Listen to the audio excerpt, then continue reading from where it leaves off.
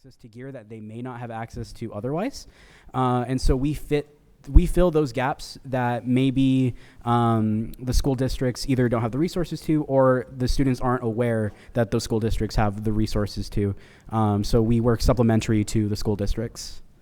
Yeah, what we find is we have a lot of, so if you guys have a career and technology programs in your schools, those are great organizations to start with. It's also a great way to get some funding, by the way. A lot of times they will fund those programs and give some Title I funding. Hopefully that doesn't go away, but we've been able to fund some of our educators through that. But what we also found is sometimes it's not about the equipment you have in your studio, right? Like that's a wonderful asset to have, but again, what we have to remember is young creators are walking in already being content creators. So, I think sometimes, again, having been in this for a while, we have to remember that people have shifted to their phones. They're already creating their TikToks and their YouTube channels and might be more advanced than us, but then it's how do we scale them up to new skill sets and show them about jobs that exist. So thinking about it from the standpoint, so I'm going to give it a good example. Right, we're used to TV. How many of you guys think of yourselves as TV stations versus media stations? So let's see hands that are TV stations. Okay. How many of you guys think of yourselves as media stations? All right. So about half and half. So I like to use the concept that we are media spaces. Television is a form of media, but if we hang our hats on, we're just television, people are going to come in and just think that we are news channels, right? Most of my kids come in and go, what do you mean I have to produce news? I'm not interested in news. You're right. You're not. We're not just news. So, right? Mm-hmm. Do you find that as well? Yeah, definitely. I think at least at CMAC, we've tried to cater to, those students who want to do TikTok and Instagram Reels. We have a workshop dedicated to that.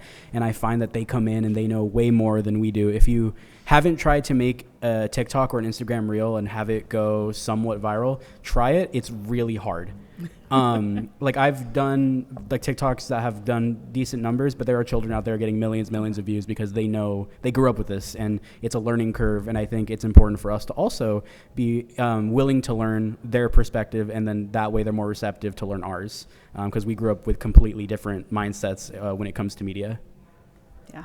And to that point, I think reminding ourselves, so the reason I brought up the TV is because, right, we think about two people coming in, sitting down, having a conversation, doing TV, right? The new TV, what I learned and I had to get used to, it's the new video podcasting, right? It is video podcasting. So if I promote a studio production, kids aren't coming. But if I promote a video podcast production, they're coming. So it's remembering that, again, it's also the language that we use with young folks. So when you're thinking about education programming, for those of you that are not doing it, is thinking about the language you're using and being vulnerable enough, as you say. TikTok videos. I have never made a TikTok video, but my students make TikTok videos and they teach me all about it. But it's, again, being vulnerable enough in that space and working with young folks to understand, media has changed. And even when they were up there talking today on the panel, they were talking about vertical video. And as much as we understand and, again, know that horizontal video is the way it needs to be, vertical video is also a lifestyle. And I do think that in our lifetime, we will probably see TVs change to vertical TVs over our lifetime. So I think we also have to prepare to that. I know, I don't want to say that, but I'm being honest. What do you think about that, Davey? Yeah, I think, as time goes on, the different skill sets are going to evolve. And I think it's important as educators to not be hostile toward that. I think the last thing you would want to do in the classroom is put down a student's idea for we're not doing vertical video here. That's not what we do. That's an easy way to get them disinterested in what you're teaching. And if we want to get students engaged in community media, we have to adapt to their needs.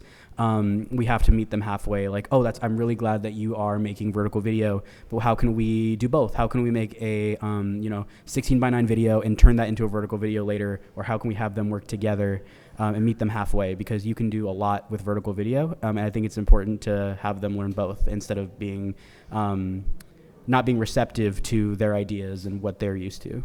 All right. When you were working with students, what are some of the key things and takeaways you would give folks in the room of how to engage with students? Not just talking about meeting them halfway, but what are some of the tools you might use to keep students involved? Yeah. So one thing that I've learned is I think as educators, our job isn't necessarily to enforce teaching. I think it's to provide the tools and the environment for the students to want to learn on their own. We can't force them to learn. We can only fuel them to learn. And I think that comes with incentives, and I think those incentives being, are we providing a different skill set that they may not be receiving either on their own or in the schools? Is there a physical incentive like the gear that they don't have otherwise? We've done summer programs where working with local nonprofits where the students for participating got an iPad at the end of the program. That's an incentive of itself. We've done programs where they get a stipend for their work in the program. So it can be tangible. It can be a learning experience they're not used to. It could be a social thing. They just want to go out and meet like-minded individuals. Keeping those incentives in mind and getting them in the door is the first step, and then keeping them engaged is the second step. And I think you can't give and take either or. You have to be willing to go 100% in both, getting them in the door and keeping them engaged. Yeah, absolutely. And I think before we would jump in, because you brought up a good point about the partnerships and stipends for internships and stuff like that, but I want to talk about engagement. I actually just had this conversation with a new intern I'm working with, and it was talking about how do you engage students, right? You were talking about meeting them halfway, and that's just one piece of it, right? One piece of it is, the next part of it is talking to them, get to know them.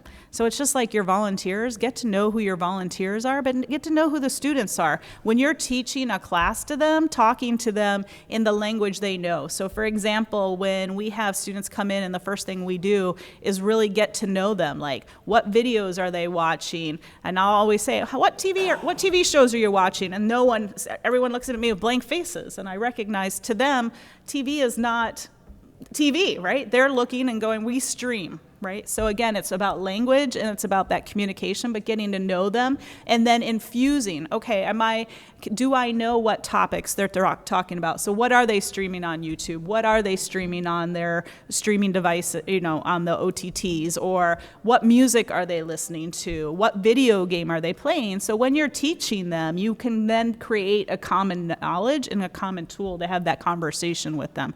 Really important to be able to connect on their level, because if we're not having those conversations and connecting it to the work that we do, they're, again, going to become very disengaged. Would you agree?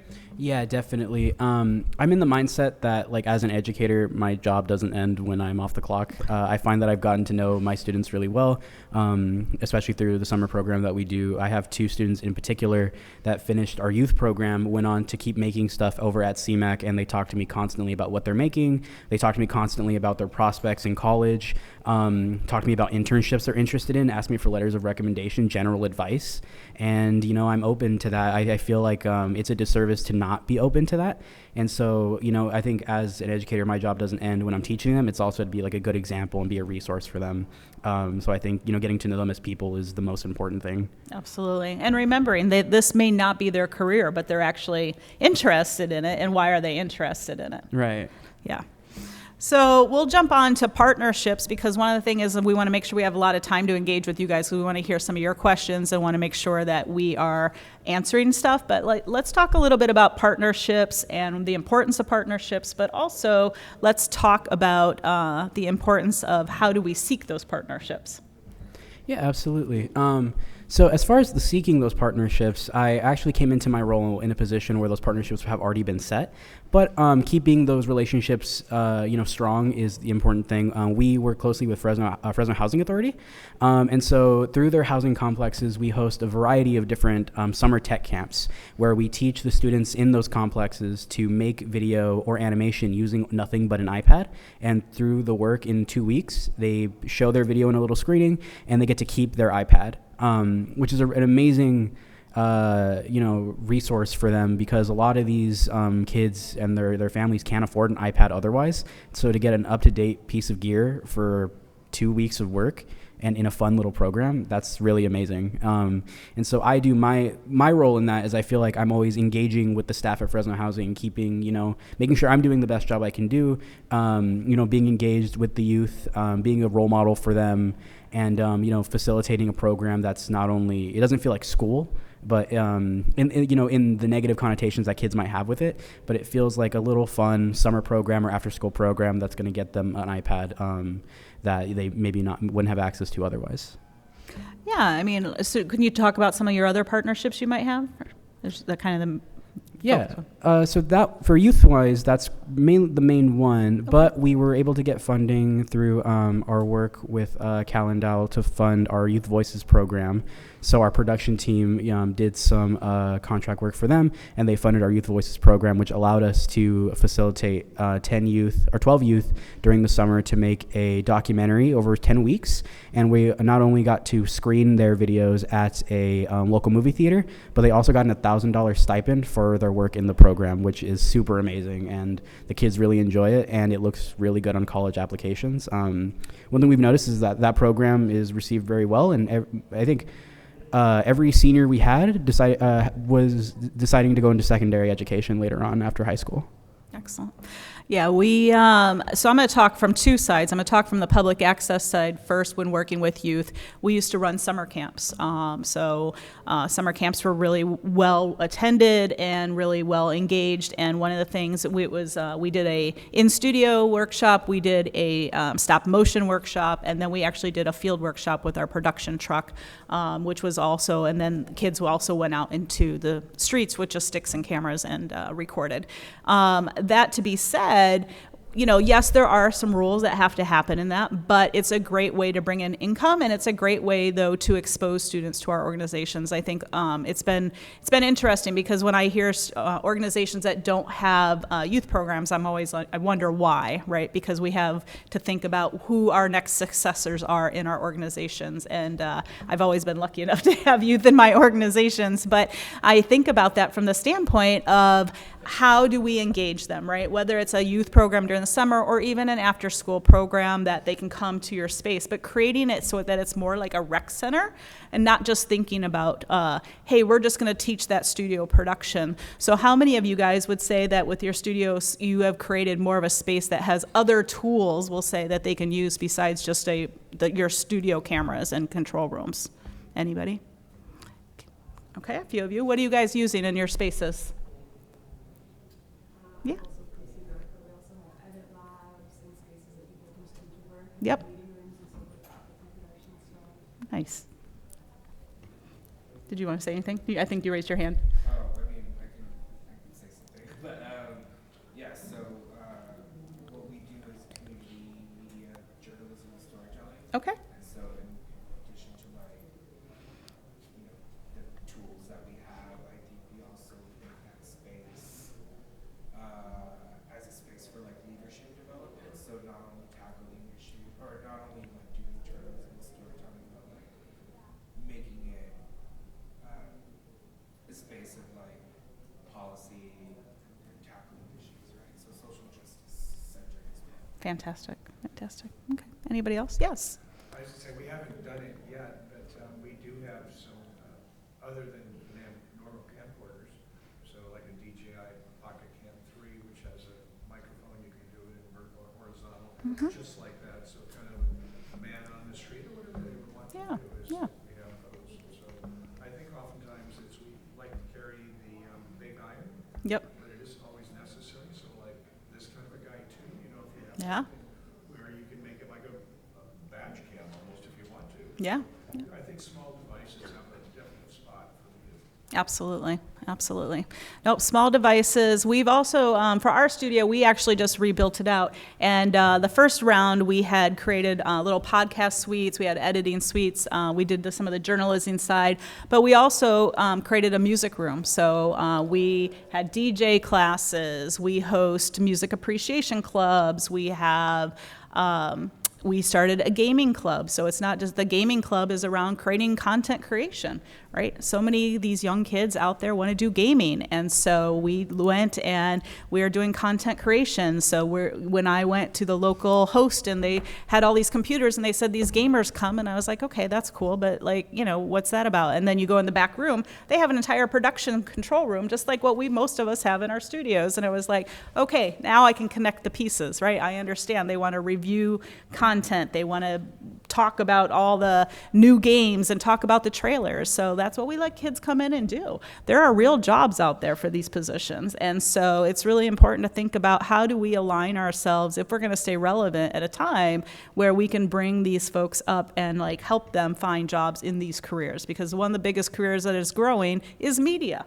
And so we have a real opportunity to help youth get into these jobs, and we'll talk a little bit more about that. But when we were talking about partnerships, we go to our Boys and Girls Club, we talk to the Y, we work with local rec centers, we give equipment to our rec centers so that they can use equipment there and teach them how to use it. So when kids are coming in, in Philly where we are, we service 215 schools. So we've been in a position, I don't necessarily have tons of operating funds, but I have the capital dollars. So I buy equipment and we do boxes on wheels that we take out to schools. We train an educator, we hand it over to the educator, and then the students are creating content that goes on our channels. And then we provide like tours and stuff like that.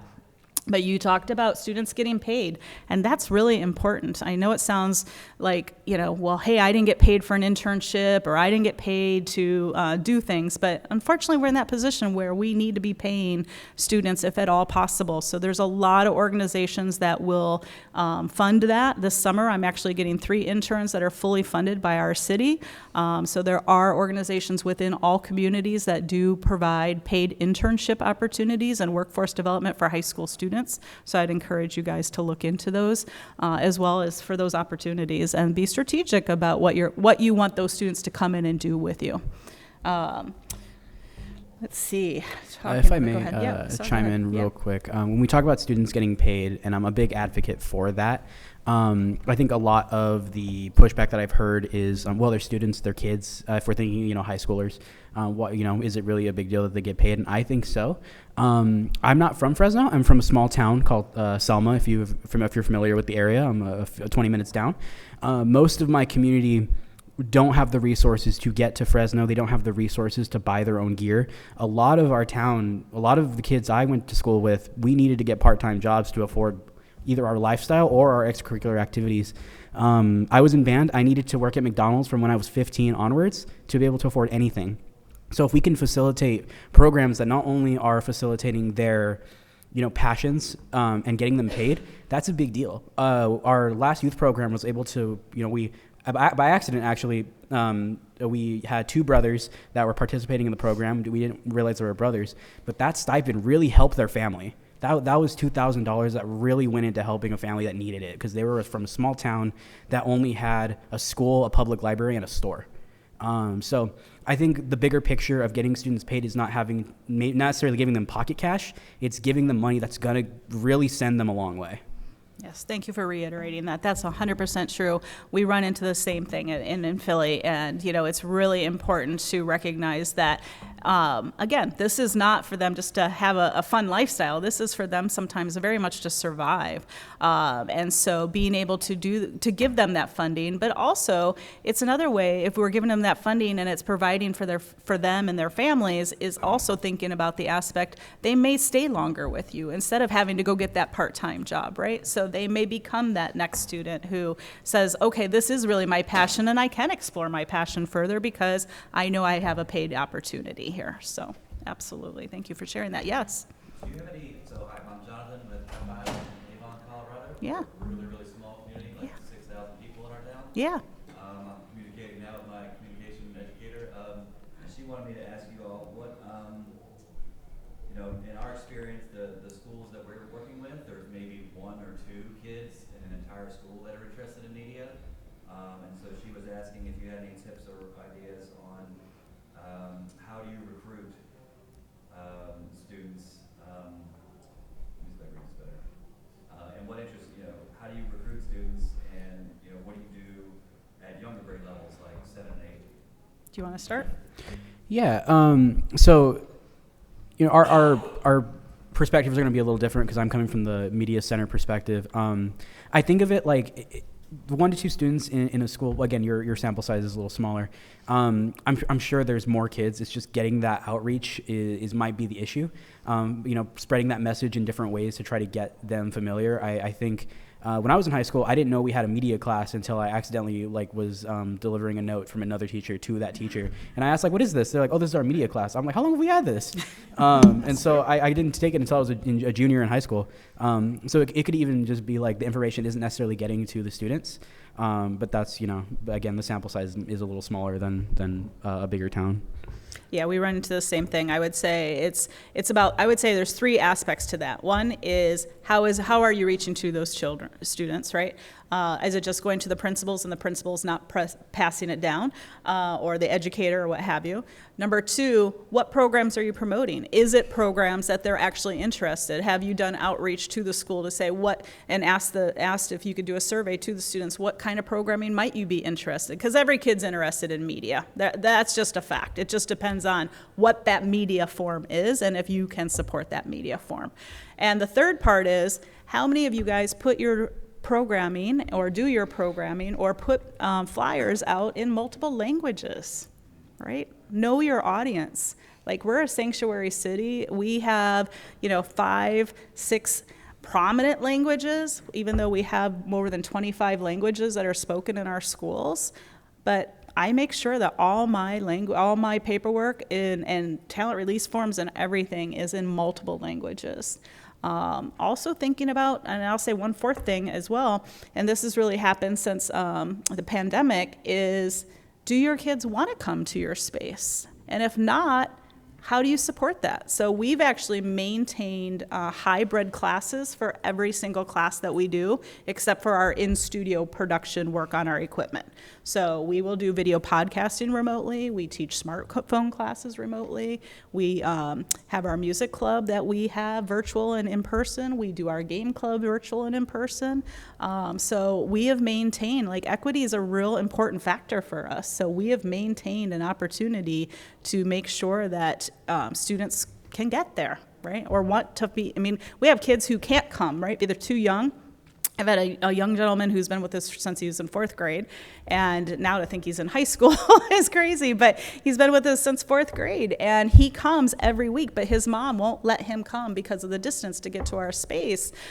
So he's able to join virtually, and so, but to be able to, again, know that he's been one of our students since the 4th grade, that's been really big. Yes? So I'm going to come at this from the other end of the spectrum. Yeah. I'm a professor at Fresno State. My name is Candy Segan, and I'm also the co-chair of the Industry Advisory Board for an academy in Porterville, which, if you don't know, that is 90 minutes away. They actually do collaborate with CMAC, and one of the things a lot of folks don't always realize that in some high school districts, they actually have a very vigorous academy program. Mm-hmm. So in Fresno, we have several schools that have video-related, graphics-related. Wenatchee has graphics and video.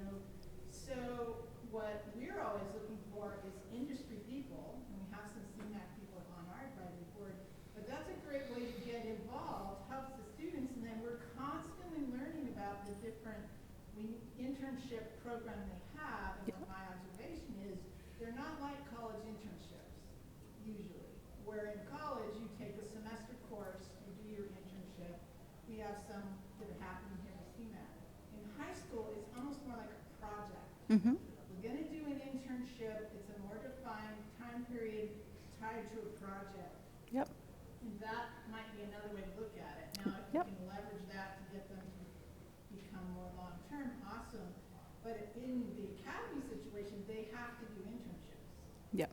Yep. And they're very good at getting creative on how that might work. It could be a hybrid scenario. It could be an in-person.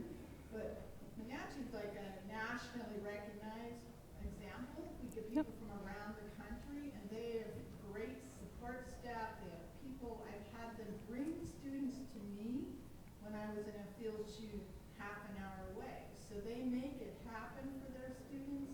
So you just might take a survey and find out there may be academy programs going on that you don't know about or you're part of. Absolutely, absolutely. We call them career and technical education. Yep, yep. CEPD. Yep, and most of them, and most every city and state has those. And to your point, most even students don't even know that they exist, right? I'll say to our students, did you know that there is this program? And they're like, no, we have no idea, right? They have to self-select at 6th grade to figure out what schools they're going to. How would they know, right? They're not going to know what programs exist. So same thing, like really just trying to partner with them and see it's also opening your doors for tours. Reach out to those schools and say, hey, we'll provide tours. Your kids can come through and see what we're doing. We used to actually charge and work with the Girl Scouts and Boy Scouts, right? They have a badge they have to make. Guess what? $10 a kid, you come through and they're going to get an experience. They come through during the daytime, take a tour, have a little experience, get a moment on camera, and now I've made an extra $100 or more because they're bringing kids through. And we used to have probably 25 groups of kids come through per year. So again, I don't want to say it's easy money, but it's also easy money, easy exposure. And also thinking about moving away from this idea that we have to have such rigorous trainings, I think, to your point earlier, where it's like meet kids where they are, like thinking about it from the standpoint of it's an experience. Let them come have an experience. When they have an experience, they're going to want to come back, right? They're going to be like, wow, this is a really cool space. So when you make it fun, kids will come back.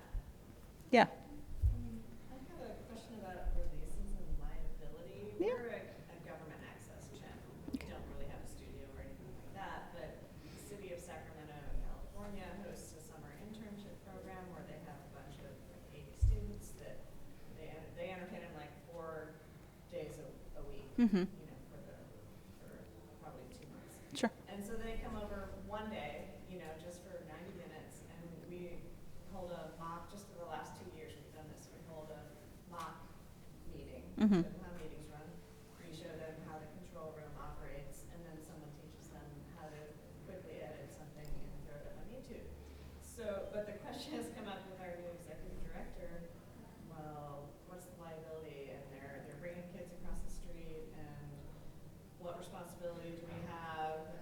And he's not comfortable with us sharing images, of course, of the kids, even if there's a release. So I'm just curious how other people navigate having, minors that are under your kind of Sure. or, Okay. I can answer it. You want to go as well? Yeah, so for at least just our normal CMAC membership rules is that normally students aren't allowed to be in our in our building without a parental supervision. The alternative to that is a signed waiver by the parents, like allowing them to be on the premises without them, and also just saying just a liability waiver. But we also have an emergency contact on file at all times, especially for those youth programs. Those emergency contacts are in my office in a filing cabinet. That way, if anything were to happen, I have easy access to that emergency contact list. And so having those contacts is really important, at least when setting up the program. That was really important for me.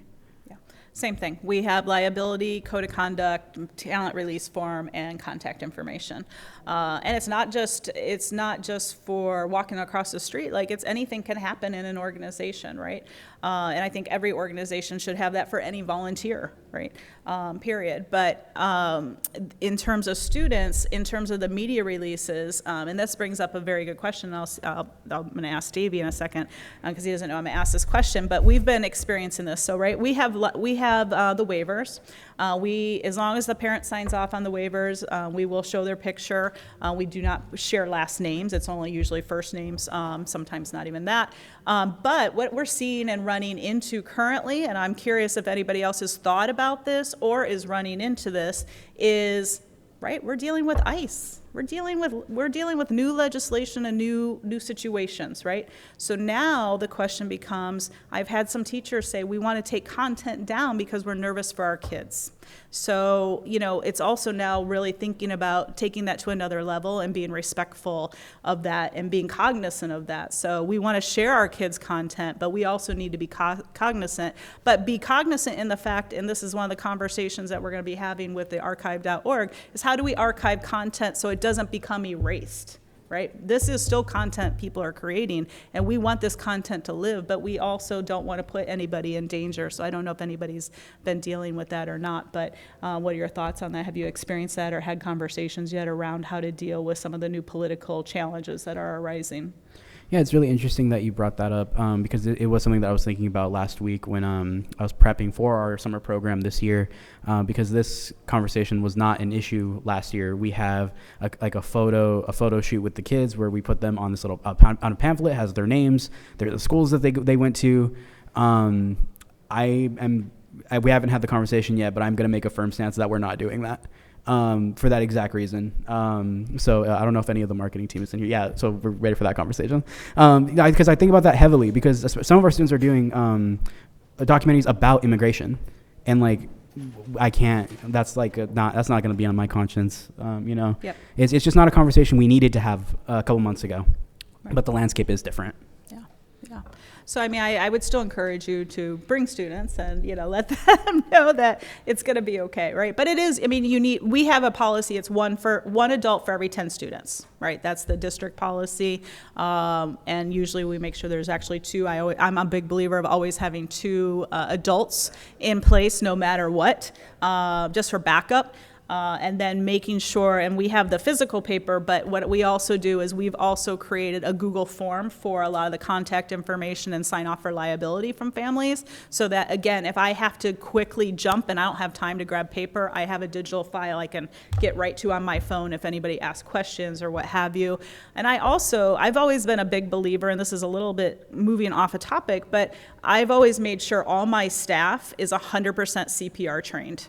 I think it's very important, whether you're working with adults or whether you're working with kids. But we had an incident once where we had a summer camp and the students were outside filming and they walked over a thing of bees and all of a sudden they came in like terrified and they had bees in their clothes and the bees were everywhere and I'm actually allergic to bees and I'm like, okay, I've got to help these young kids. They're like, oh my God, there's bees in my shirt. Like, help me, and I'm like, okay, wait a minute. I have parental sign off. But does anyone on my team, including myself, know how to administer an EpiPen? Did we look at the documentation? So just making sure who's ever working with kids that they also know how to administrate an EpiPen and making sure that if they don't, that the student does themselves, but knowing also what allergies may exist when working with students is really important just so that everyone's aware of what's happening, not just the ED sitting in the room who's like, oh, well, they got the paperwork, but we're over here doing the work. So really important.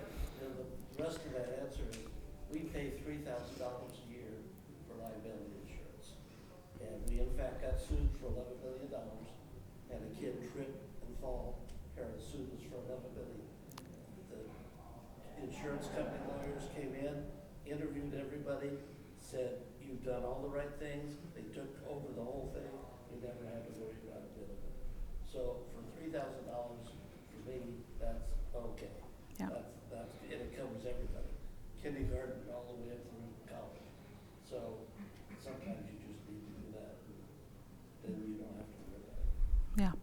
Yeah. Great question. Any other questions before we move on? Yeah. Kind of going back to the paid internship. Mm-hmm. I was wondering if either of you had, let's pretend you just moved to my community and you don't know anybody or anything. How would you go about finding the resources potentially that you're talking about that you procure in your communities for paid internship for students? Because it's hugely important for exactly the reason you're talking about, maybe these kids now have to work jobs. They don't have the free time and they're supporting their families or themselves.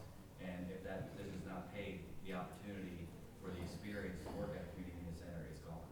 So if you were coming to my community, and where would you start looking for resources to get those internships paid? The Career Center. What's that? The Career Center. Yes, the Career Center. I would start with the city.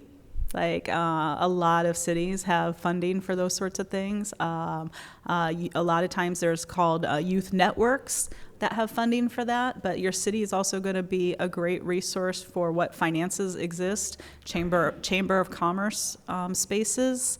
Yeah. I also, yeah, go ahead.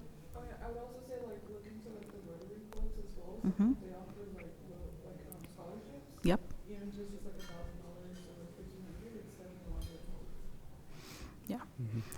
And that's a great point, and I'll take your question 1 second. That's a great point. Like, if you're looking and let's say you feel you need to charge to run these programs, like, that's a great way to fundraise.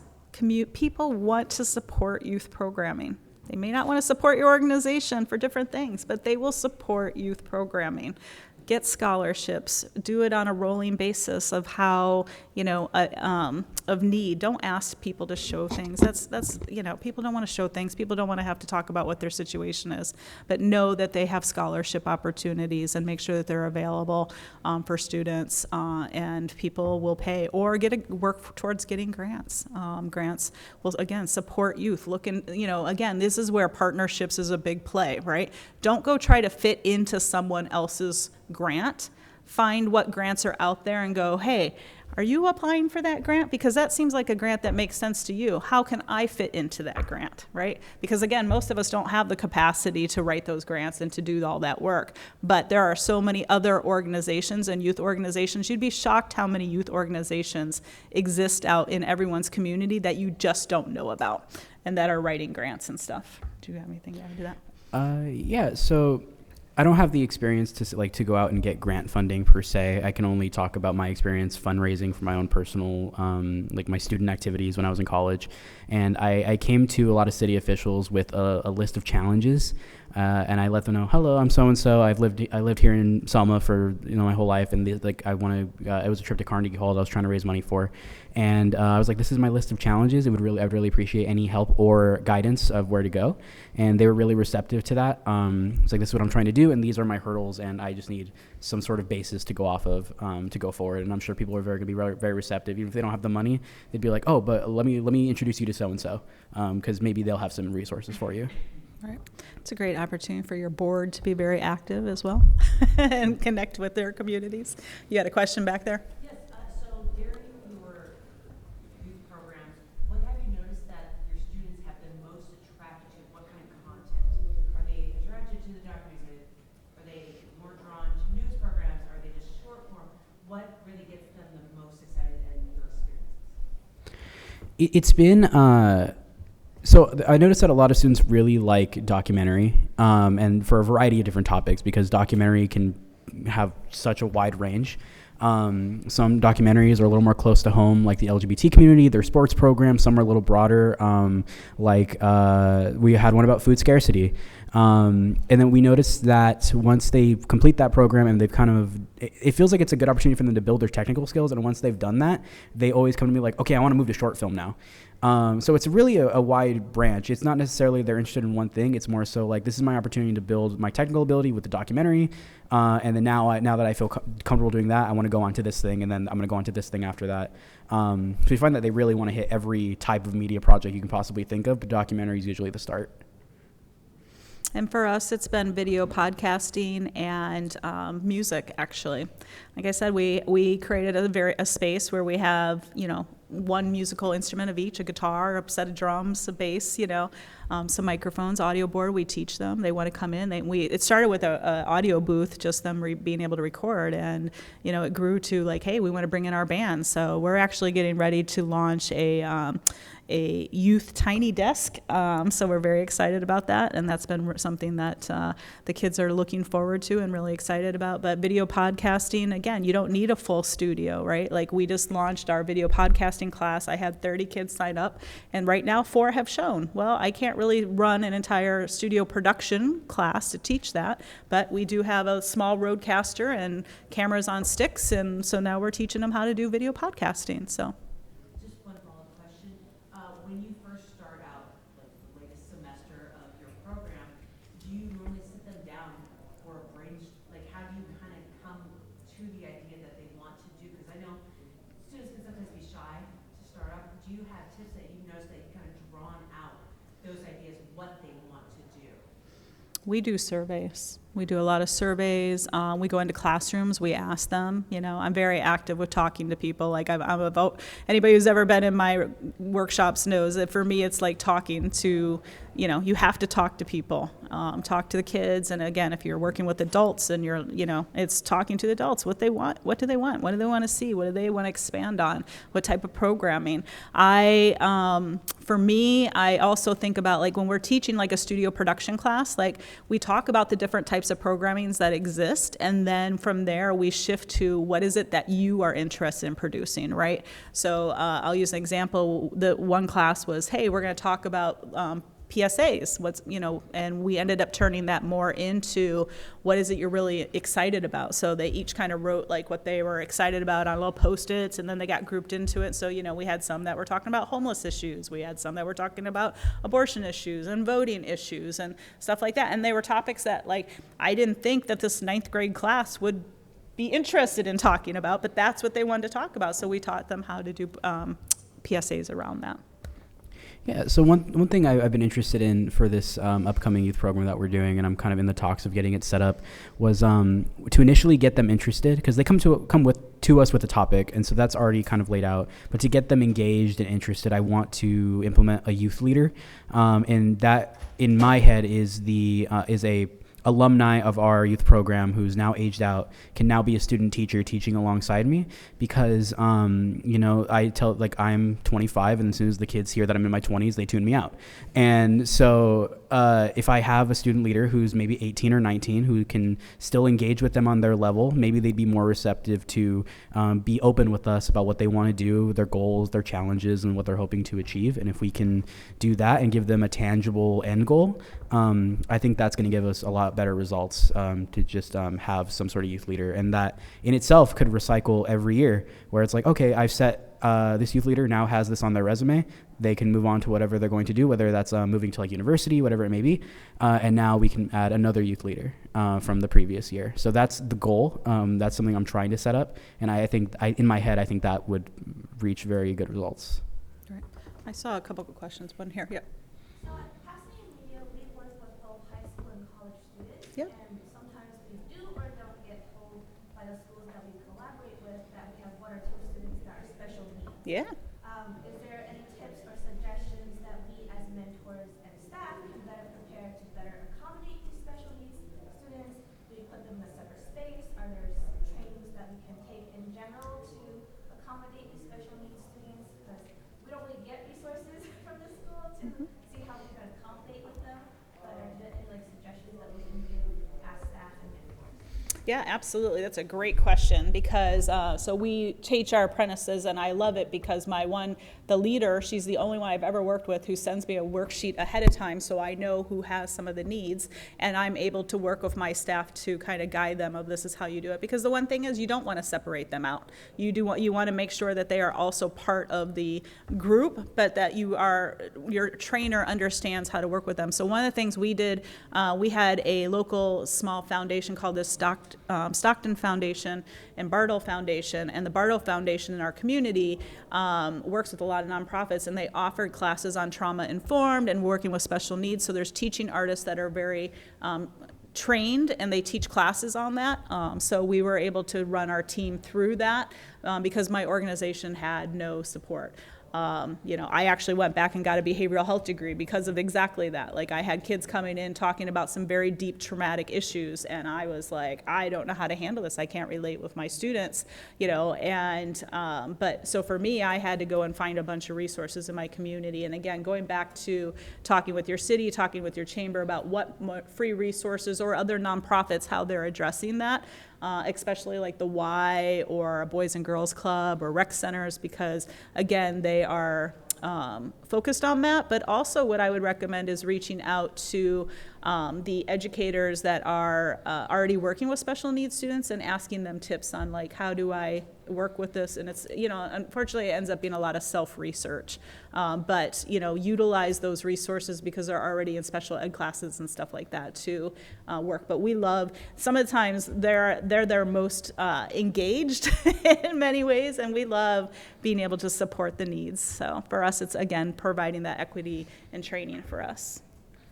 Yeah, on our end, it's actually something we're struggling with as well. We recently, not a youth program per se, but one of our workshops, we ran into our first member who was hard of hearing, and it was a big adaptation where luckily the workshop was very lecture based, and so we just had live captioning, but then they wanted to take our studio production workshop, which is very I'm moving around a lot, there's a lot of moving parts, and we weren't sure how to adapt to that workshop to someone who was hard of hearing. And I think the first step is being honest as an educator and being like, am I equipped to teach this? And if not, then what are my options? What are my resources? Having an honest conversation with either the attendee or the guardian of the attendee, and saying, not necessarily saying you can't do this, that's not the goal, but being honest. And we had a conversation saying, hey, we would love to accommodate you.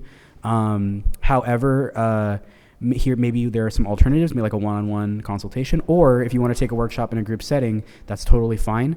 We're going to have one again on this date. Give us some time to figure out how we can best accommodate you for their benefit. And so our first step has been being honest and being like, are we equipped to do this? And if not, then what can we do? And what are our options? Yeah.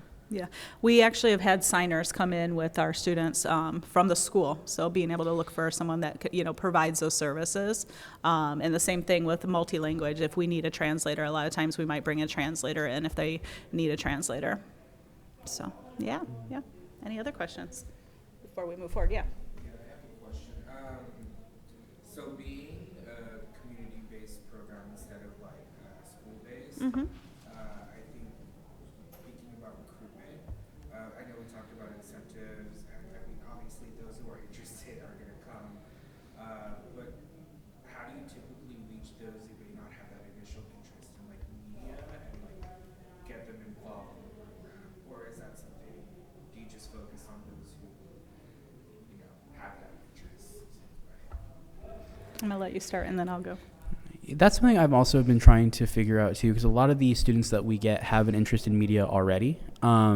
The exception being our partnership with Fresno Housing, where we are just working with students who are who live in the complex that we're doing the camps at. And sometimes we find that they learn that they love it, and that's really great. But sometimes it is nothing more than a camp activity to them. And I think rather than trying to force anyone to have interest in what you're teaching, I think for me the most effective thing has been spreading the word as far as I can go, and those kids who want to do it will flock to you. And I think the main thing for me is being able to spread that like your program's happening, spreading the word as far as it can go is the best step to get kids who may want to just try it out. The best thing you can do is if they see it, they're like, oh, I don't have interest, but that sounds kind of cool, so I'm gonna try it out. And having like a backlog of like past participants' work, I think so far just like showing off what students have made has been a really good resource for other kids to be like, oh, that's actually really cool. Yeah. And I'll add on to that. I'm bummed we can't show you some content, because we actually had content, but we will share the slides and stuff. But I think the slides are actually working. Are they now? Okay.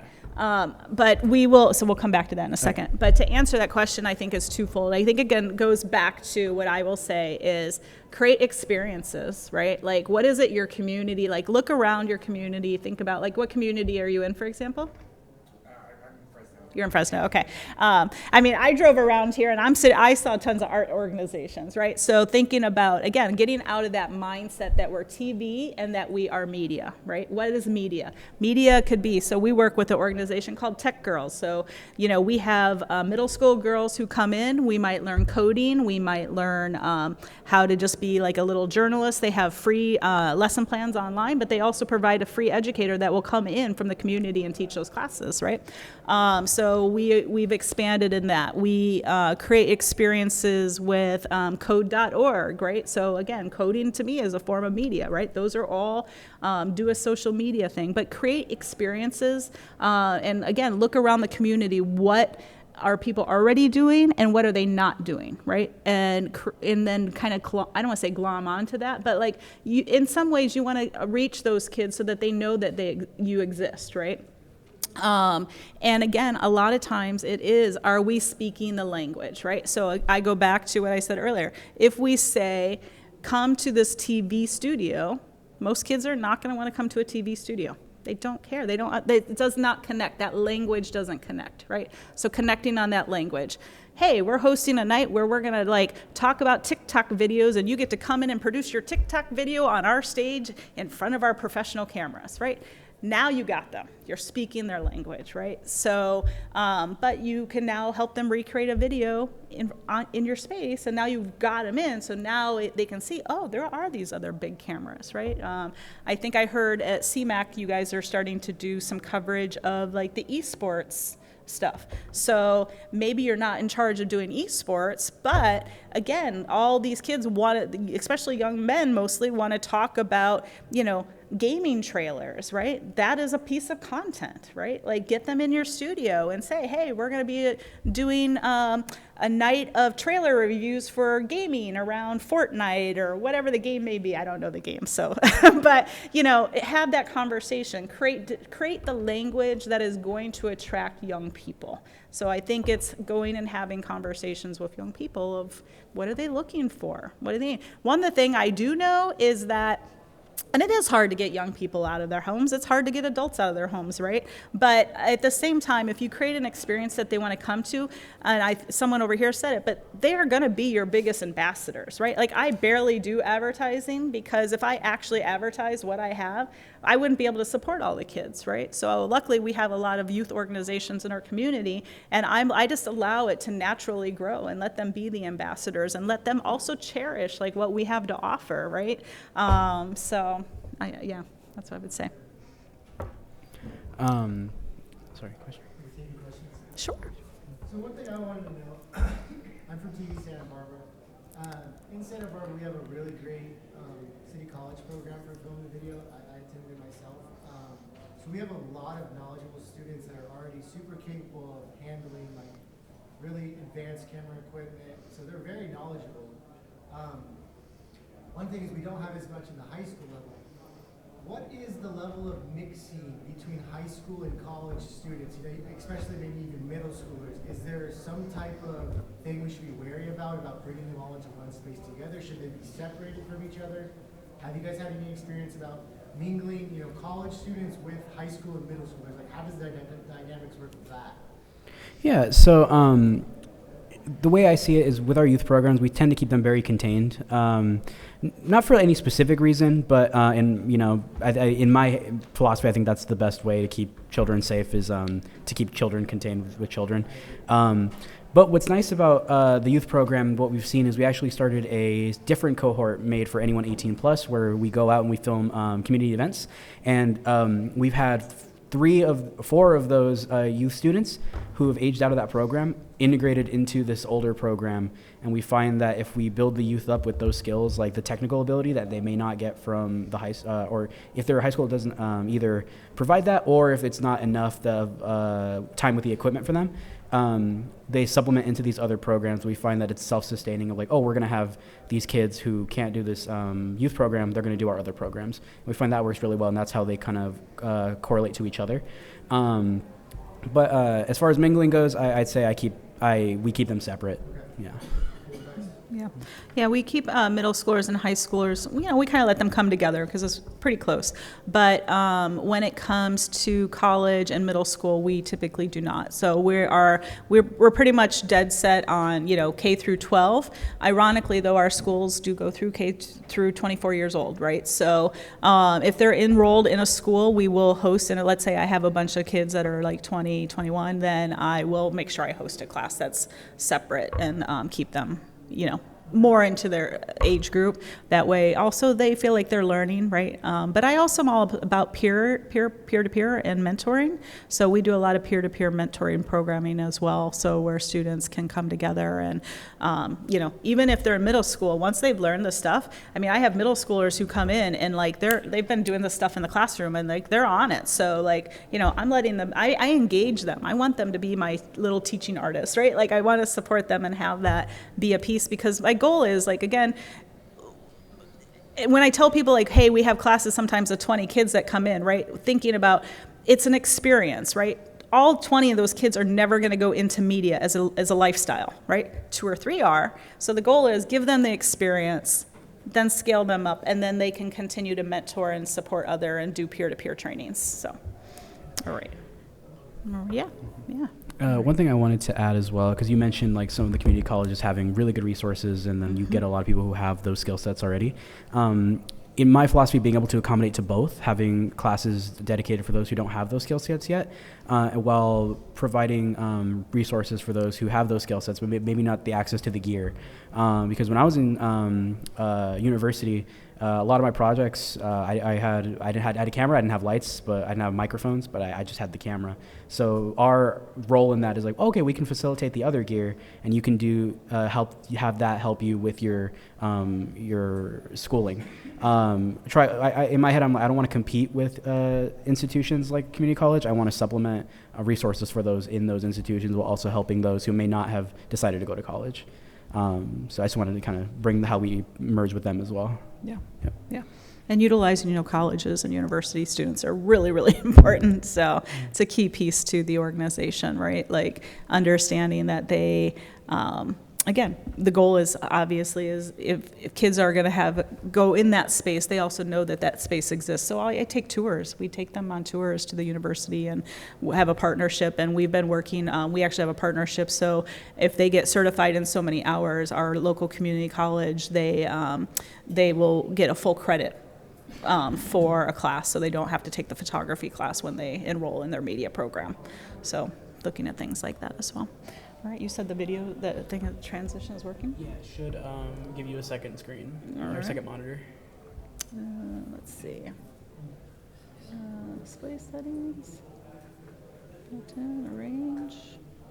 Let's see. No. And it's not. We will share these either way, so you guys can see this. I don't see. While you set that up, there was one point I wanted to bring up that I kind of forgot to touch on. We were talking about, our relationships as with the students as maybe like a rec center. Is everyone familiar with the term a third home? For anyone who may not be, if we consider your first home, your actual home where you go home, you rest, you sleep. Your second home maybe is your job because you spend 40 hours a week there, if not more. The idea of a third home is what we try to be at CMAC, where the kids, maybe they don't want to exactly go home after school, and they want a place where they can kind of flex their creative muscles. They can come to CMAC, and that's their third home. And so I think that's also important when creating a good environment for youth. Absolutely. We agree with that. Like some kids just want to come and hang out, especially once they meet each other. Then they want to hang out because now they have like-minded people that they would have never met anywhere else. So It's always a fun time to listen to them and be. And I just had 2 or 3 of my students come back who've now graduated college and are married and are telling us what they're doing and like how this changed their lives. So again, really important to have that space. So we'll show a few videos here. Let's see. Yeah. This is there a specific one you want to share? Not specific. All right. We'll start with this one first. This is a small piece. And we won't show all of it, but it'll give you a little taste. This is fighting for food security, and this is a piece that was done at CMAC here. So, okay. The Central Valley is known as one of the top food producers in the nation, producing approximately 25% of the food in the U.S. There seems to be an abundance of food everywhere, ranging from agriculture, farmers markets, and grocery stores. Despite this, there seems to be a large disconnect. Recent studies have shown that California faces rates of food insecurity that reach as high as nearly 17%, with Fresno sitting at 14%. Why is it that we don't have access to the food that we produce? What is causing this gap, and how are we working to close it? In order to tackle these questions, we must first understand the issue at hand. So, what is food insecurity? Food insecurity is defined as the state of not having enough food of adequate quality to meet your needs. In other terms, this means that people that are food insecure are more likely to experience a food shortage and are less likely to have access to healthy food. Since this may be caused by varying issues with employment statuses, unstable incomes, time schedules, housing situations, and/or health conditions, facing food insecurity takes large tolls on people's lives. Some of the immediate effects that may come to mind are skipped meals and limitations on food budgets, but there are others that are not talked about enough. The reality of many is that the foods accessible to them are generally of lesser quality and variety. These two are especially hardest to face because choosing healthier and more diverse foods is simply not an option. Meanwhile, the cheaper and more cost-effective foods available to them are calorie-dense and of low nutritional value with many harmful additives. These in turn lead to greater issues with health and reduced quality of life. Especially in times like these where the cost of living has significantly risen over the years, tackling these issues is extremely difficult for both those affected and those trying to help. Despite these difficulties, the best way for us to fight food insecurity is by supporting our local food drives that help close the gap of need in our communities. A great example would be the ACE Foundation. So we're gonna take a break there on that one and just like ask the question, like, so Davey, on this, like, how many students were involved? Were they students who were dealing themselves with food insecurities, and like what type of equipment were they using? Yeah, so this was one of our submissions for our Youth Voices program over the summer. This was made by one student, and they chose the topic all on their own. We didn't assign them topics. They came to us. They said, I want to do a documentary about food insecurity. And we were like, awesome. We taught them how to use Canon R7s with Rode microphones. They went out, facilitated the interviews on their own, wrote the script, did all of the audio on their own. Of course, we offered staff help, but they were very self-sufficient. We encouraged them to help each other if possible, but they were very self-sufficient, did it all on their own. And what I really like about this one is that same student came to me later on, was building a resume, and we were building it out. I was like, well, you have a lot of skills from this one documentary. You have not only technical skills, but you did proper research. You interviewed somebody, that's people skills. You were in the booth, that's public speaking. You showed people your voice on a video. And so we're like, all right, put all that in a resume. And that's all from just one documentary project. And I think that you hit on something there that is really important. We have to remind ourselves not only are our spaces about teaching, right, but it's about giving them skills. These young folks need some skills, and we are a great asset to be able to provide those skills, right? And it's through that communication, but more importantly, it's giving them a community that they can come to and that they can rely on. And I think we need to see ourselves as our names are. We're community, right? So helping them find those spaces that they feel safe and like want to come to and be part of. So we're going to go to this one. You want to talk a little bit about this one before we jump into it? Yeah, so this was, I believe, Voices of the Migrant. This is another student that was in that Youth Voices cohort. Both the last video and the one we're about to watch, both later moved on to go into our Fresno Art Beat cohort once, because they have since aged out of Youth Voices. And so they become very prominent leaders in that program. When we take members of the community out to film those events, they're taking on leadership roles. They're helping teach how to use the cameras, reinforcing what they've learned. And we found that even though they're the youngest in the program, 18 and 19, as opposed to 23, 24, some being in their 50s, they're the ones taking charge. And I think they gain those skills from making a documentary like this. Because it's not easy. It's really, no, it's not. All right, we'll take a quick look. We struggle through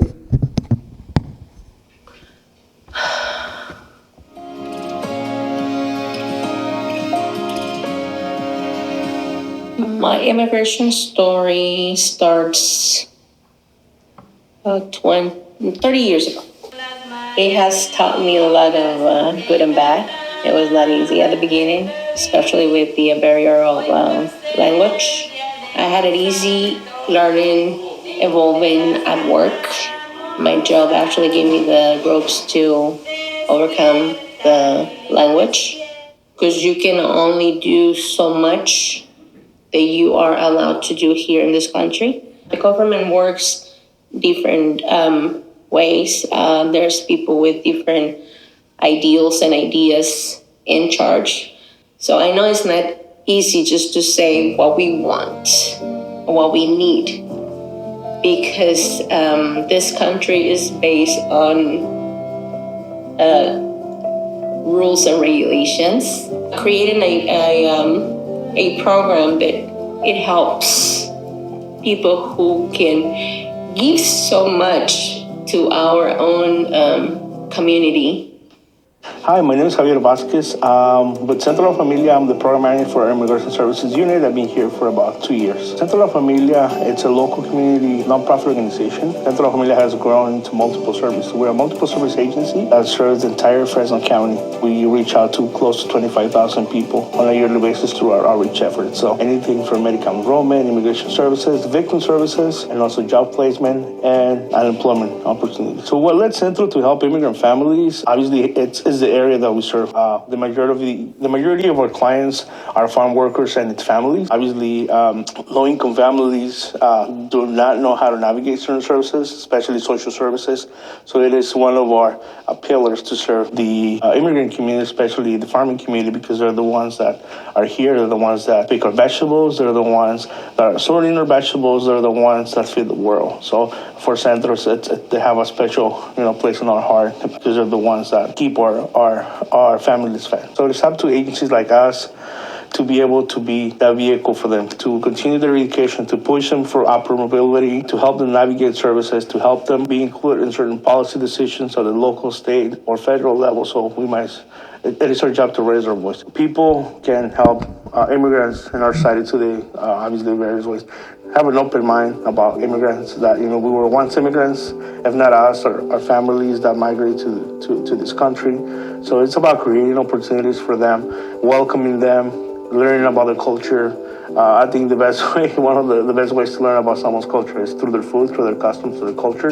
So participate in some of these local events. I know Fresno, it's huge, or the Central Valley is huge for creating a space for different cultures. We have a big Sikh community, we have a big Latino community, we have a huge Hmong community here in the Central Valley. So it's about learning, it's about understanding each other, it's about consuming products, it's about creating that opportunity for families to learn. And also our kids, teaching our kids to welcome anyone that doesn't look like them or may speak the same language. So it's about understanding each other through culture, through food, and through sharing different perspectives about our community.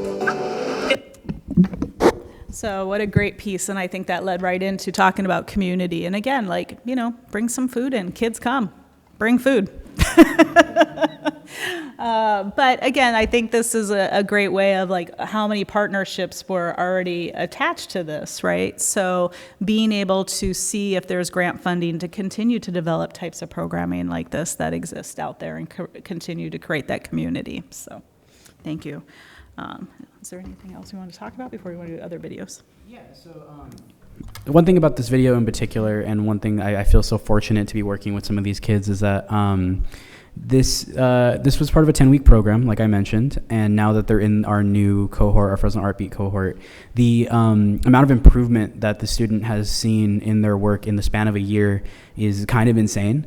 They came to me the other day, we were talking about their documentary, and they were like, oh my God, I hate that documentary so much. And even though I'm telling them no, you shouldn't, it's really good. But in my head, I'm like, oh, I love to hear that because that means you're improving and you're recognizing things you would do differently. But 10 weeks to make this documentary, and now they're cranking out edits for live coverage events, videos longer than this in a week. And they're fully color grading, they're editing audio, and they're doing that all on their own. And then that's it's really humbling to be oh, that's awesome. I saw where you started.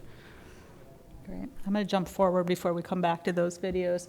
I want to show, because to your point, again, it's they want to come back, and then you're learning in such a short time, and yet the power of these messages. I mean, the storytelling is just phenomenal, as you guys can see. I'm only sharing a quick 2 minutes because I want you guys to go watch them later.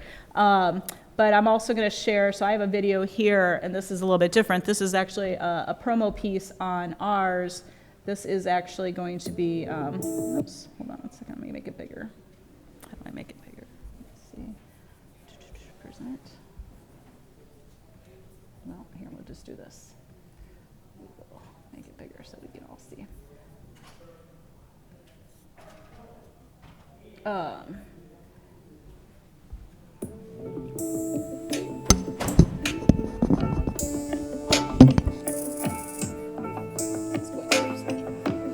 PSTV provides great opportunities from tours, hands-on experience with multimedia tools, and after-school programs. Hear from some of our students now. Since I came here, I've been welcomed by a great staff, helping me, teaching me about the cameras and things of that nature. I think I like the diversity. Like you get to do different things. Like I'm not gonna lie, I hate being on camera. I don't like being on camera. I don't know, but like being talent and stuff, like it's kind of fun once you're not really caring about like what's on the camera. It was cool.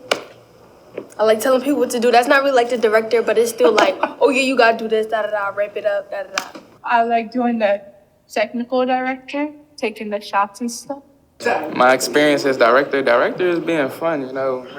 Can't get the job done without the people surrounding me. So really the team, like my floor manager, my audio engineer, people like that, those who really make it happen. I'll just say thank you to them. It was a fun experience. Yeah, I was a technical director, which basically meant that I kept switching between the different cameras. And I thought it was kind of fun doing all like the different transitions and stuff. PSTV, definitely a 10 out of 10. Will recommend it to anybody. PSTV, like I just feel comfortable because like I'm comfortable with the equipment, like literally everywhere in PSTV, and I would recommend it because like it's somewhere you can express yourself. Like the people that work here, like they just very outgoing, and I just feel comfortable with them. Whenever I come to PSTV, you know, like I feel happy when I come here. Like this is my happy place. As someone who wants to work, I want to like work in like the industry as like an animator in the future. So like this, like using all this like high tech equipment, like how people in the actual professional world uses it, it gives me an opportunity to like have a head start. So like when I actually get said job, it would be, yeah, exactly. I'll be prepared, and like just the professional setting helps me like get ready for my future careers. It's just a great opportunity in general because not a lot of people get to work with equipment like this. So just for them to have this whole thing led by students, it's just a great thing. And I thank them. I feel as though PSTV is a great opportunity, and I would recommend it to other students because it allows you to step out your comfort zone and try new things that you haven't done before. Thank you, PSTV! So again, we just use that, like, I wanted to play that because I think it's important to also think about as you are working with students is getting those impact stories, right? So we can go and have them tell the stories and share the stories and do these programs, but it's also really important to have those impact stories because that's what funders want to see, right? That's what families want to see. This is what people will fund, right? They're going to love the fact that Davey and his team, the kids are doing this, but now let's hear the also from the kids, right? So you have the power of both of those pieces. You're going to end up getting funding from different organizations. So it's just, again, being able to tell those stories and then have those stories of that impact. So I think we have about 10 minutes left. We can go into some more videos or we can answer some more questions. I want to make sure everybody got what they're looking for today and that we are, being able to guide you guys through and making sure the idea of setting up education programs doesn't have to be taxing. But again, it's getting out in the community and engaging, right? Again, figuring out what's going to attract them. Do you have any thoughts? Yeah, so I think my biggest takeaway from today, because getting to talk and verbalize my thoughts on teaching also just gave me a new perspective on some of the things I believe. But I think the big thing is to take away, at least from my perspective, is being present for the students, being open to their ideas, and being a resource that they can come to, regardless if it's about doing video. I think just being a present adult in their life, it can go a long way. And if they don't do video in the future, well, they'll look back on your classes and think about the good experience they had and how it shaped them. Yeah. And I think the other part, again, it goes back to that partnership. You might not think that like the chamber or a local restaurant might want to support an organization like yours, but again, they really are open if they understand what you're doing. Open your organization to doing experiences for them, right? I think sometimes we forget as adults how to be creative ourselves, and we work in creative spaces, and so I think when you can create a fun experience and bring a group of adults through, then they can buy in, then they pass that information along and again become your ambassadors for the young folks that want to walk through your door. So whether it's the educators at schools, whether it's folks that are working in other, you had asked about like community partners, like who else is, I drove past a cool, it said Scarb, I think, Scarb Arts or something like that. It looked like maybe they do pottery or something. Like, go look at who all the different forms of media and arts are and bring them in. Do some theater at your organizations. Bring in theater at your spaces, right? Like, there's a lot of different types of art that you could be doing in your spaces. And like I said, don't get stuck in the idea we're just television, because we're so much more than television. So I challenge you guys with all that. And again, we're here. We'll share these slide decks so you have our contact information. You can watch the rest of the videos because they're really great videos. You guys did a fantastic job. But yeah, I want to open it up to questions because we just have a few more minutes, and I also want to give people a break because I know everybody ran from the last piece and ran over here, and I really appreciate everybody sticking in and staying with us. So any other questions we can answer for you before you take off today? No? Quiet. Oh, whoa, all the hands go up. All right, I'm going to start back there for a second.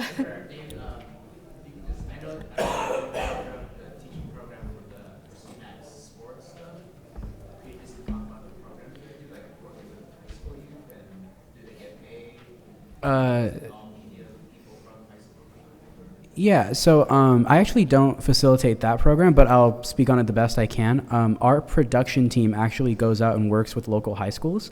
So it's from my understanding, their high school, for example, our local Sunnyside High School, their video production class goes out and films the high school games, and we facilitate it. Our production team is actually out there with them doing hands-on teaching. Jesse in the back being one of those people. But that's separate from our other programs. But from my understanding, it's through the school's video classes themselves. Yeah, we didn't touch much on high school sports, but that's a big one as well. If you're not, I started a middle school program, and those kids knew how to commentate faster than I knew what they were doing. So, high school sports is also a huge way to engage kids. And you may lose kids from your program because they're like, oh, I play on sports. Well, who else is in the program that says, hey, I can go cover those sports, right? Or, hey, I want to be the person who gets to record my friends. So that's another opportunity. There you go. Did you just hear that, guys? $50,000 a year to do high school sports. There you go. Yep. Have you guys included any portion of mental health awareness and things of that nature with your young people? We have. I'm sorry, could you repeat the question one more time? Have you, at any part of your programming, included mental health awareness, like mental health issues or things of that nature? So not directly as far as our curriculum goes, but when we pick our youth documentaries, there's always some about mental health, and we try to feature at least one or two so that they can dive into the topic and go to us to talk about how to best handle it with tact. But as far as our curriculum, we don't have anything as of right now that we're implementing. Yeah, we just work with the local district itself, and then for us, again, it's about creating safe space where they feel comfortable talking. But it's we really build the mental health and trauma-informed practices and what I would call communication into our communication and media literacy. So those literacies for us is really important just in the lesson planning as we do. But again, our lesson plans are very open. It's not structured, and I think sometimes people get scared because you use the word curriculum, and a lot of times I think access centers get scared when they hear curriculum because they're like, I'm not a teacher, I don't know how to write curriculum. Don't worry, I'm not I always say I'm an educator, I am not a teacher, I do not know how to write curriculum. I use the word curriculum very liberally. But it's lesson plans, so yeah, so building it in that. Michael, you had a question? Just a comment maybe. So I guess it's, how do you come up to speed? And I think this is a great thing right here. And also to use Google, I should say Google and YouTube, others as your friends, and search for media access, student training, whatever it is. Yeah. And then go to the people on your board or the people who write grants or whatever and say, does this look so? Yep. Here's some of the documentation I have that's been successful other places. Yeah.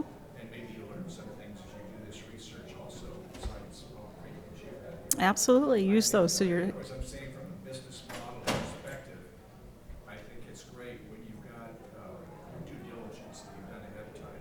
It makes it easier because it's always show me the money. Right. You're saying you get $50,000 coming in.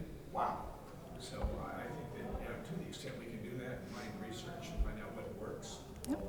Yeah, the research is really important, and utilize those resources. You know, it's good. Reach out to us stations, like, right, like we've tested models. There's lots of models that didn't work, right? There's a lot of models that didn't work, and just because it didn't work then doesn't mean it doesn't work now. Right? I think that's also important. I think we get stuck with that. Oh, well, it didn't work this time, so we're never going to do this again. Try it again. But again, I also think it comes back to when you can sell the model of, do you know your community? What are the needs? You know? I said earlier, customer needs assessment is where it always starts. Yeah, yeah. And a lot of times we don't access the kids and ask them what they need, right? So if we're trying to grow there, that's where we got to start as well. Right. Us adults can have all the ideas in the world. Let me tell you, like, again, be the adult who's willing to be vulnerable in the room. Be okay with the fact that a kid's going to show you how to fix your phone or how to do a TikTok video. Engage them. When they see your vulnerability in that, again, they love that. Like, it's not showing, that's no failure. That's not, it's not a sense of you don't know your job, right? Like, you know your job. You're the expert in this space, but they have a lot of expertise too that they're bringing to the table. So when you can show that vulnerability, I think it goes a long ways with our students. Do you agree? Yeah, I think having a environment where it's okay to make mistakes is going to go a long way. And being open with the fact that it's like, yeah, I make mistakes. I've messed up edits. I've accidentally shot with my shot was way too overexposed. Right. It happens. And being honest about that, and the kids will be very receptive to be like, oh, okay, like, and their eyes, professionals making a mistake. I think I'm all right. Right. And you learn new things from them. Yeah. They say being right is the second best thing in the world. Yeah. When you're wrong is best.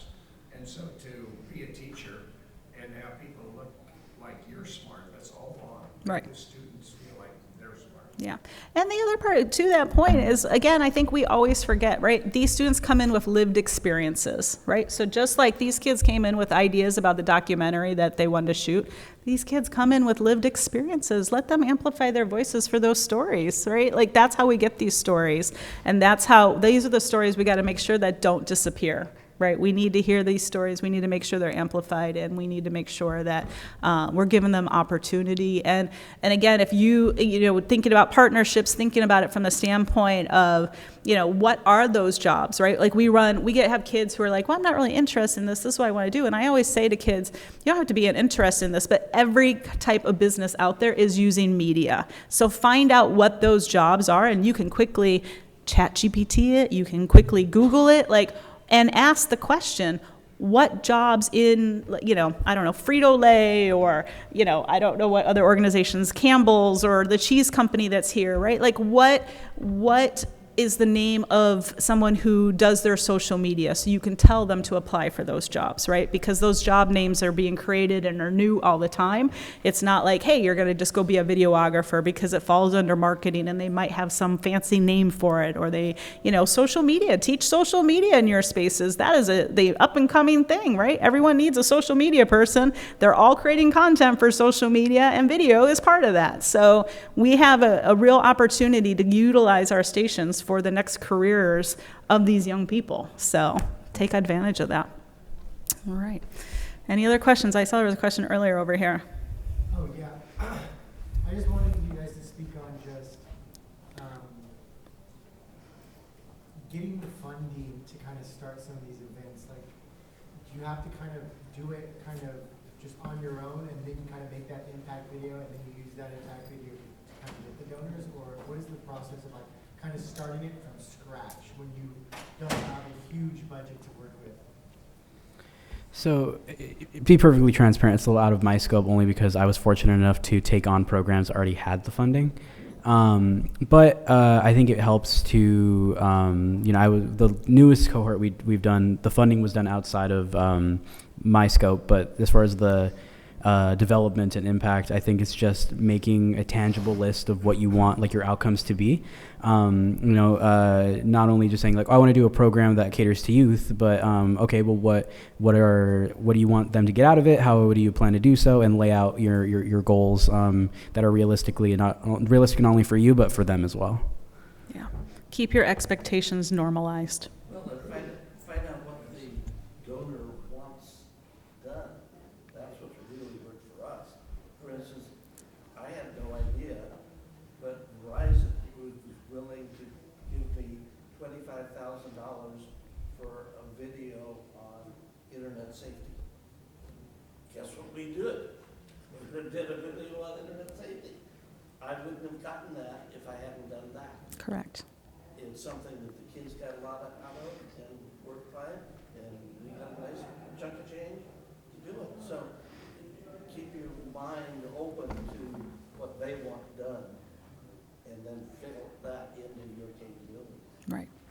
But don't move away from who you are as an organization to fit those models, right? Verizon has a huge program right now where they're working with youth and they're trying to expand their digital footprint, Comcast as well. And sometimes people may look at them and go, but there are enemies in many ways, right? And yes, sometimes they are. But at the same time, they are willing to give you the money because like they see a need and they're like, oh, okay, well, we already have this organization, and they're willing to support it again. And once I got that, I got the chief of police, I got the mayor, because it was a Verizon grant, and it was, oh, this is a big deal. Right, right. I wouldn't have gotten those people if I hadn't done that. So Yeah.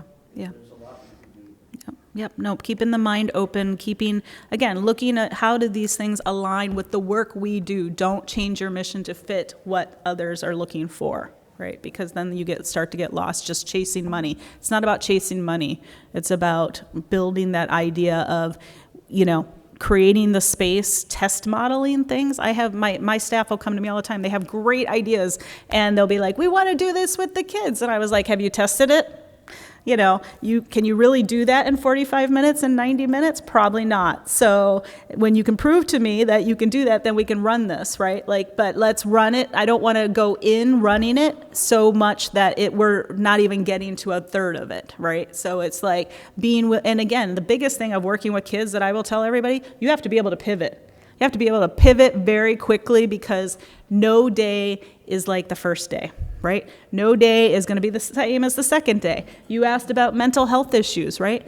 Again, start the day with talking to these young people. How are they doing? How are they feeling, right? Because sometimes they're coming in, they're hungry, they're tired, they just dealt with some sort of incident. They may have something at home that they're dealing with.